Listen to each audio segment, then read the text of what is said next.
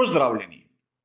Pri Pirelliju so pripravili novo tipologijo pnevmatik za prihajajočo sezono 2023.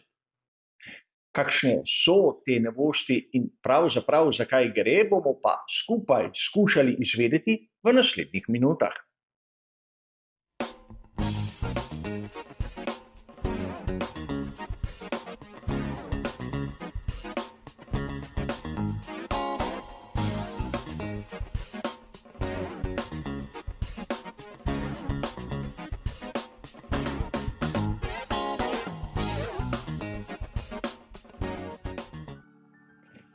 Verjetno je marsikdo izmed vas opazil, da bodo letos pri Pirelliju imeli na razpolago 6 različnih mešanic, med katerimi bodo izbrali tiste primerne za posamezno veliko nagrado. A danes tu ne bomo govorili o tem. Namreč pri Pirelliju so napravili nov tip konstrukcije pnevmatike, ki je prav tako pomembna in bo lahko pripeljala še do bistveno drugačnih sprememb. Ukolikor koga zanimajo spremembe pri mešanicah, si seveda lahko pogleda prispevek, ki sem ga pripravil že pred nekaj meseci. Bližnjica je kot običajno tam zgoraj. A vrnimo se k naši tematiki. Prvi indic, da bomo pri pnevmatikah za sezono 2023 videli spremembo, smo mi navdušenci dobili, ko pri FII v bistvu niso znižali minimalne mase bolida. Ukolikor se spomnite, govora je bilo o 2 kilogramih. A na to je prišla vest iz Pirellija. Set njihovih pnevmatik naj bi v prihajajoči sezoni imel 1,5 kilograma več. Torej, izničili so tisto razliko, ampak prav ta novica ima svoj pomen. Namreč 1,5 kilograma več pomeni več materijala in pnevmatika, ki ima več materijala, bi lahko bila bolj toga. Bolj toga pnevmatika lahko pomeni samo nekaj, da bo pri svojem delovanju rabila manj tlaka. In potrditev tega smo lahko dobili pred kratkim, tik pred začetkom vikenda posvečenega veliki nagradi Bahreina. Namreč, ko pridejo tisti uradni podatki, jih lahko primerjamo z onimi, ki so nam bili na voljo v lanski sezoni. In če pogledamo grafiko Pirellija za sezono 2022, jasno piše, da na prednjem paru minimalni tlak določen na 22,5 funtov na kvadratni palec, na zadnji pogonski osi pa 20,5 funtov na kvadratni palec. Letos bomo videli, da so ti tlaki bistveno nižji. Namreč na prednji osi 21 funtov na kvadratni palec ali 1,5 funta manj od tistega, kar smo videli lani. Na zadnji osi 18,5 funtov na kvadratni palec ali kar 2 funta na kvadratni palec manj. In sedaj, ukolikor je kdo domač v enotah, dobro ve, da 1 funt na kvadratni palec je približno zaokroženo 0,07 bara. A rad bi vas spomnil na nekaj. Gre za Formulo 1 in ne za naše vsakodnevne osebne avtomobile. Tu že polovica funta na kvadratni palec se pozna. In najprej moramo razumeti še nekaj.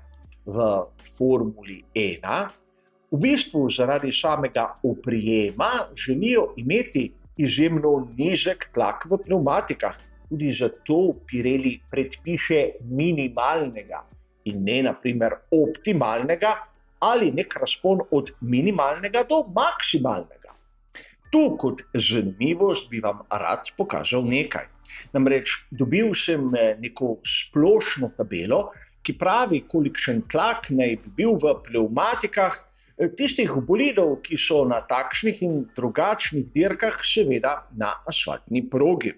In če pogledamo za bolide pod 800 kilogramov, je ta tlak med 26 in 31 funti na kvadratni palec. Bistveno več od onega, kar vidimo v Formuli 1. Ampak zakaj? Prvič, ker z deformacijo same pnevmatike bolidi imajo boljši oprijem. Poglejmo si to skico, kjer vidimo, kako je tista tekalna površina praktično v stiku z asfaltom, kljub temu, da zgornji del je nekako pod vplivom, naprimer, centrifugalne sile.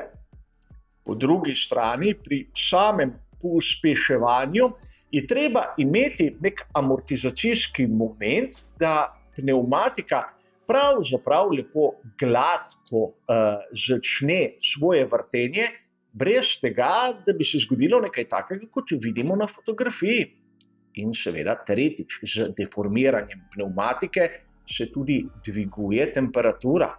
Namreč, ukolikor pride do kroničnega pregrevanja pri vseh ekipah, Pirelli težavo reši enostavno tako, da zviša minimalni tlak. Običajno samo za polovico funta na kvadratni palec. Ampak sedaj se moramo za trenutek ustaviti, namreč govorili smo o spremembi, govorili smo o tem, za koliko bo nižji tlak, ampak še zmeraj ni jasno, kaj to pomeni. Pnevmatika, ki ima manj tlaka, zahteva bolj agresivno, odločno vožnjo. Manj težav bo pri vhodu v ovinek in v bistvu taka sprememba, po mojem osebnem mnenju, je bolj na strani tistega, kar je podobno stilu vožnje Maxa Verstappena, kot naprimer onega, kar vidimo pri Lewisu Hamiltonu.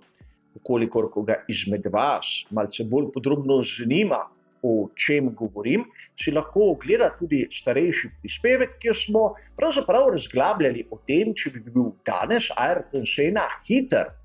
In v tisti analizi vidimo, kako agresiven je Max Verstappen in kako verjetno s to novo tipologijo pnevmatik bo imel naprimer manj težav kot v lanski sezoni.